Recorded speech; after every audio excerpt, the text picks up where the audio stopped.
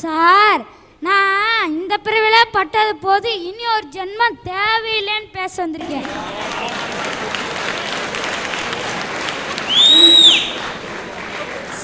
என்னடா இந்த பையன் இதுக்குள்ளேயும் இவ்வளோ கஷ்டப்பட்டானா நீங்கள் கேட்கலாம்.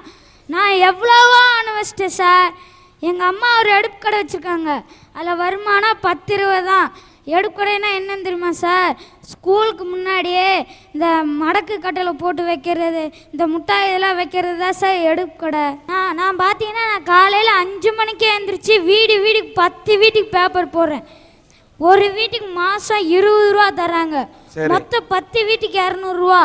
ஏன் தெரியுமா நான் இப்படி கஷ்டப்படுறேன்? எங்கள் அப்பா ஒரு குடியார எங்களை விட்டு போயிட்டாரு.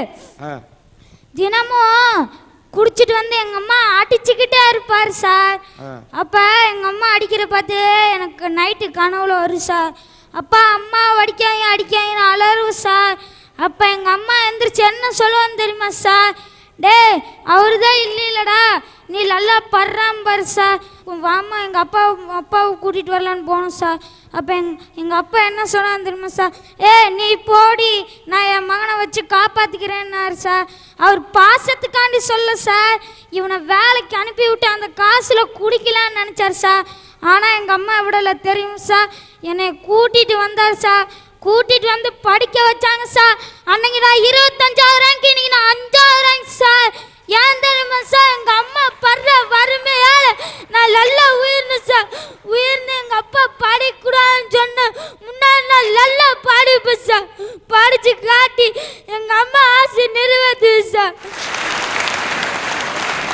அதே மாதிரி எங்கள் பாப்பா பார்த்தீங்கன்னா பக்கத்தில் இருக்க வீட்டில் பார்த்தீங்கன்னா அவங்கள 2 சைஸ் போட்டு பார்த்து என் பாப்பா கேட்கு சார்.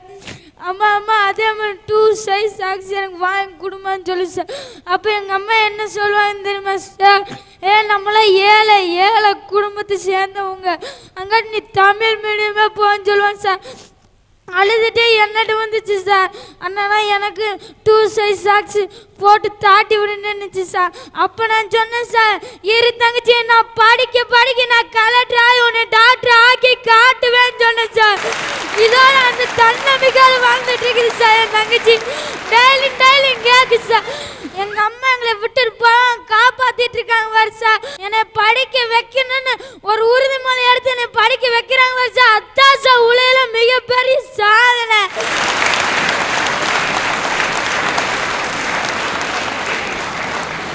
நான் பார்த்தீங்கன்னா காலையில் 5 மணிக்கு எழுந்திரிச்சு பேப்பர் போடுவேன் சார். காலையில் சாப்பிட மாட்டேன். ஏன் தெரியுமா சார்? சீக்கிரம் ஸ்கூலுக்கு போகணுன்னு நான் போயிடுவேன் சார். மதியம் சத்துணவு சோறு தான் சார் சாப்பிடுவேன். நைட்டு எங்கள் அம்மா ஒரே ஒரு நேரம் தான் சார் சமைப்பாங்க. அதையும் சாப்பிட்டு தூங்கிடுவேன் சார். சார், எங்கள் அப்பா விட்டுட்டு போன மாதிரி எங்கள் அம்மா விட்டுட்டு போயிருந்தானே நாங்கள் என்னன்னா அனாதை சார். எங்கள் அப்பா விட்டுட்டு போன மாதிரி எங்கள் அம்மா விட்டுட்டு போயிருந்தானே நாங்கள் என்னன்னா அனாதை சார்.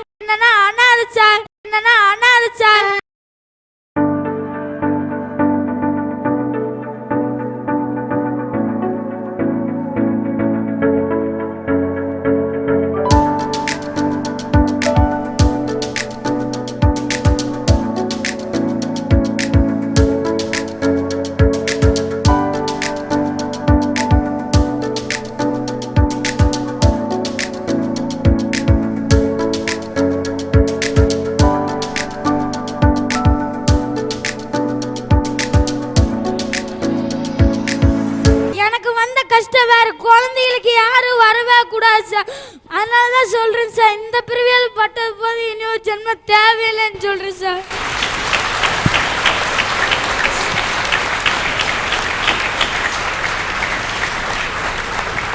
எனக்கு வந்த கஷ்டம் வேறு குழந்தைகளுக்கு யாரும் வரவே கூடாது சார்.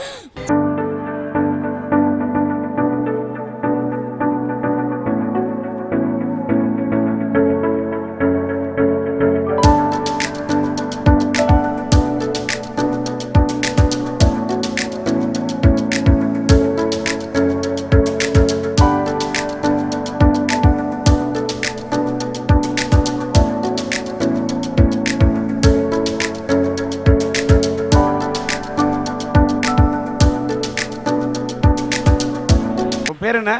ராம்குமார். ராம்குமார், மனசு உடையவே கூடாது.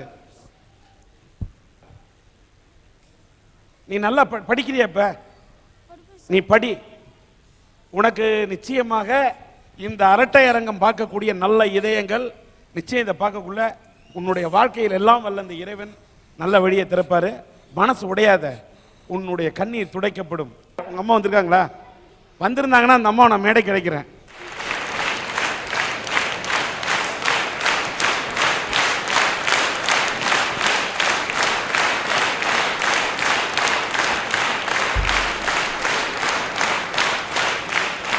பேர் என்ன?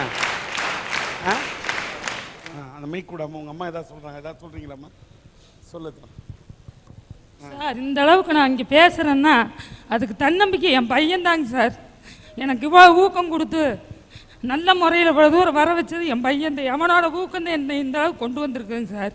இன்னைக்கு அவன் வீட்டுக்கு பேப்பர் போட்டுக்கிட்டு இருக்கான்னா அது இந்த பொண்ணுக்காகத்தான் சார். என் பொண்ணை பரதநாட்டியம் கற்றுக் கொடுக்க வச்சுக்கிட்டு இருக்காங்க சார்.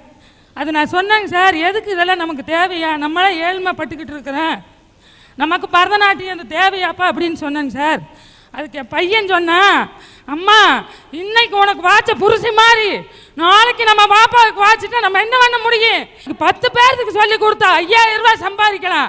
இன்னைக்கு நீ பொட்டிக்கடை வச்சு காப்பாற்றிக்கிட்டு இருக்கிற, நாளைக்கு அதே நம்ம பாப்பாவுக்கு வரக்கூடாது. இது ஒரு தற்காலிகமாக அதை கற்றுக்கிட்டாவ.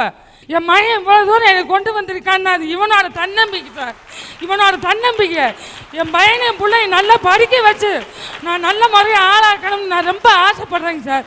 சசிகுமார் என்ற இந்த நண்பர் இவர்களுடைய இந்த பையனுடைய படிப்பு குடும்பம் 2000 ரூபாய் நிதியாக கொடுக்குறார். வச்சுங்க, வாங்கி.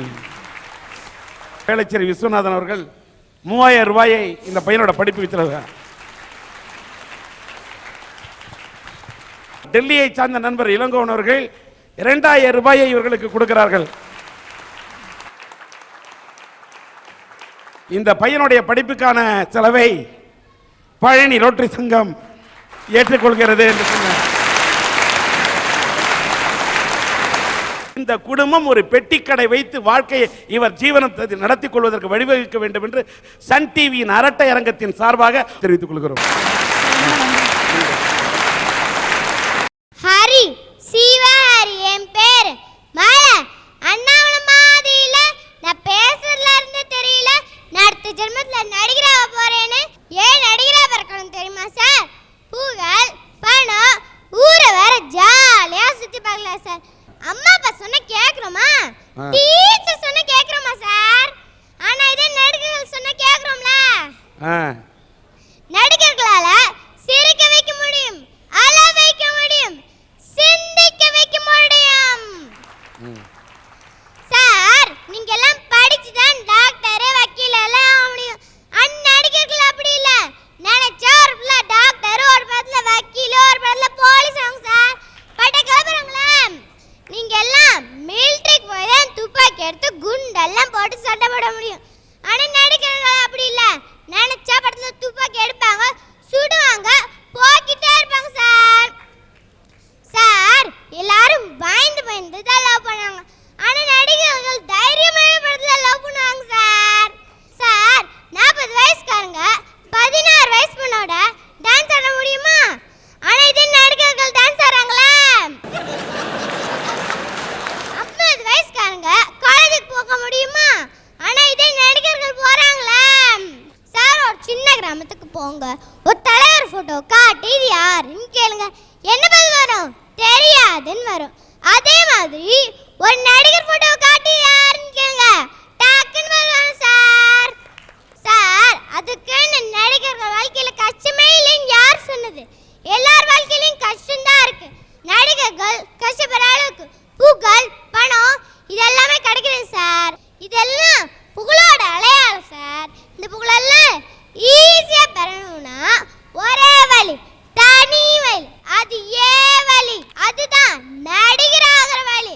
அதனால அடுத்த பிறவிலையாவது ஆசை நிறைவேறதுக்கு சிறந்த நடிகராகவும் சிறந்த நடிகரை உருவாக்கிட்டு இருக்க நீங்க என்ன ஆசீர்வாதம் செய்யுங்க சார்.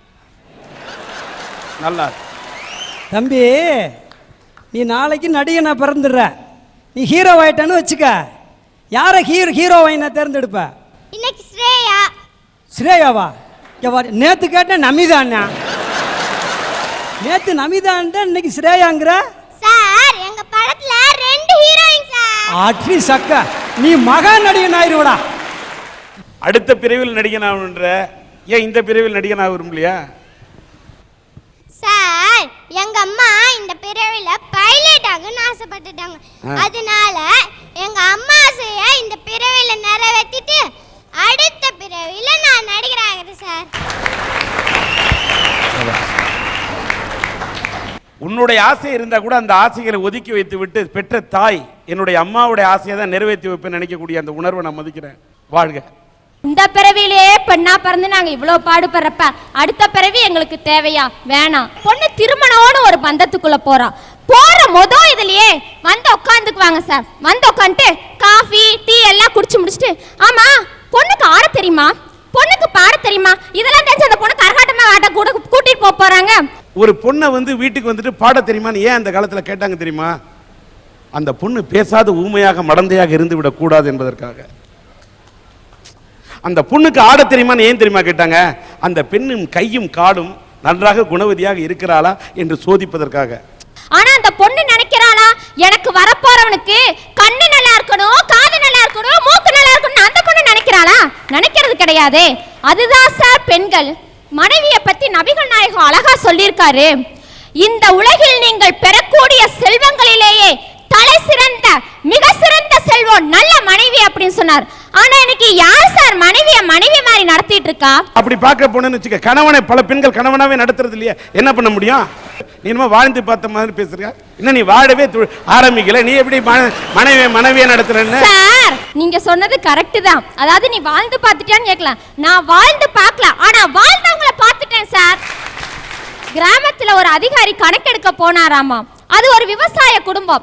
அங்க இருக்கிற கூப்பிட்டு, இந்தாப்பா நீ என்ன வேலை பார்க்குற, உன் வயசு என்னன்னு கேட்குறப்ப அவர் இந்த மாதிரி நான் விவசாயிங்க, என் வயசு இவ்வளோங்கன்னு எல்லாம் சொல்லி முடிச்சுட்டாரு. கடைசி அவர் கேட்டாராமா, உன் மனைவி என்ன வேலை செஞ்சிருக்காரு? அவ வீட்டுல சும்மாத்தான் கிடக்கா அப்படின்னாராமா. மாட்டுக்கு தீனி வைக்கிறது அந்த பொண்ணு, சாணி அள்ளி போடுறது அந்த பொண்ணு, வீட்டுல இருக்க வேலையெல்லாம் பார்க்கறது அந்த பொண்ணு. இதெல்லாம் ஒரு வேலையா தெரியலையா சார் அவங்களுக்கு? அதனாலதான் சார் சொல்றேன், பொண்ணா பிறந்து என் சக தோழி எல்லாம் அனுபவிக்கிற கஷ்டத்தெல்லாம் பார்த்ததுக்கு அப்புறமும் இந்த பிறவி போதாதுன்னு பத்தாது, அடுத்த பிறவி நான் கேட்பேனா? எனக்கு அடுத்த பிறவியே வேணாம் சார். சார் அந்த அம்மா பேசுனது எனக்கு என்னமோ சரியா தான் படுது. பேசாம இந்த பிறவியோட முடிச்சுக்கிறது நல்லது. அடுத்த பிறவிலையும் பிறந்துச்சுன்னு வச்சுங்க, இப்படி மூச்சு விடாம பேசிக்கிறீங்கன்னா நம்ம நிம்மதியா இருக்க முடியாது. ராம்குமார் இந்த தளிரை பார்க்கும்போது, இவன் இந்த பையன் பேசும்போது கண்ணீரை வரவழைத்தான். இவன் பேப்பர் போட்டு தன்னுடைய குடும்பத்தை, தன் தாயை, தன்னுடைய தங்கையை காப்பாற்ற வேண்டும் என்று சொன்ன போது பேப்பர் போட்டு தன்னோட குடும்பத்தை இது பண்றான். பத்திரிகையை போட்டு ஒரு வீட்டுக்கு போட்டா 10 ரூபா, 20 வீட்டில் போட்டா 200 ரூபா கிடைக்கும்னு எதிர்காலத்திலும் கனவுகளை சுமந்த வண்ணம் இவன் பேசிய போது எனக்கு அந்த அப்துல் கலாமின் ஞாபகம் தான் வந்தது. இளைஞர்களை பார்த்து கனவு காணுங்கள் என்று சொன்னாரே, அவரும் இந்த சிறுவனை போல பேப்பர் போட்டு தாயா கீழ்மட்டத்திலிருந்து வந்தாரு. அதை போன்று நான் பேப்பர் போடு என்னோட குடும்பத்தை காப்பாற்றுவேன்னு சொல்லக்கூடிய இந்த இளந்தளிரை பார்க்க போது நீ மனது உடையக்கூடாது. நீ உன் குடும்பத்தை காப்பாற்ற கனவு காண வேண்டும். நீ உன் வீட்டை காப்பாற்ற கனவு காணுவதைப் போல இந்த நாட்டை காப்பாற்ற நீ கனவு காணும் இளைஞனாக நீ வர வேண்டும். இந்த ஜென்மத்திலேயே நீ அப்படி ஒரு சிறுவனாக அந்த எம்பெருமான் முருகப்பெருமான் இருந்தால் நீ வளர வேண்டும் நான் நினைக்கிறேன். இது என்னோட ஆசை. இதுல இந்த பையன் நடிகன் ஆகணும் அப்படி ஆயிடலாம் இப்படி ஆயிடலாம்னு ஆசைப்பட்டாரு. எனக்கு நடிகனா நீ இருக்கிறத விட நல்ல மனிதனா ஆகணியா, அதான் எனக்கு வேணும். நடிகன் எல்லாம் இந்த நாட்டில் வந்து கட்சி ஆரம்பிச்சா எல்லாருமே முதல் மந்திரி ஆயின்னு இல்லை. நடிகனாயிருந்து முதல் மந்திரியாக ஆனார்னு மக்கள் திலகம் புரட்சி நடிகர் எம்ஜிஆர் இருந்தாரா, அவர் பொன்மன செம்மலா இருந்தாரியா. மாமனிதன் ஒரு மாமனிதனாக வாழ்ந்ததால் மட்டும்தான் அவர் இந்த நாட்டுக்கு முதல்வரான. நல்ல மனது வேணும். ஏழை எளிய மக்களை எண்ணி பார்க்கக்கூடிய மனது பிடித்த மாமனிதனாக இருந்தால்தான் இந்த மண்ணை ஆள முடியும். அதனால் நீ நடிகனாக அடுத்த ஜென்மத்துக்கு தான் நடிகனை திந்தித்த, ஆனால் இந்த ஜென்மத்தில் நல்ல மனிதனாக மாமனிதனாக நீ வளர வேண்டும், வாழ வேண்டும் என்று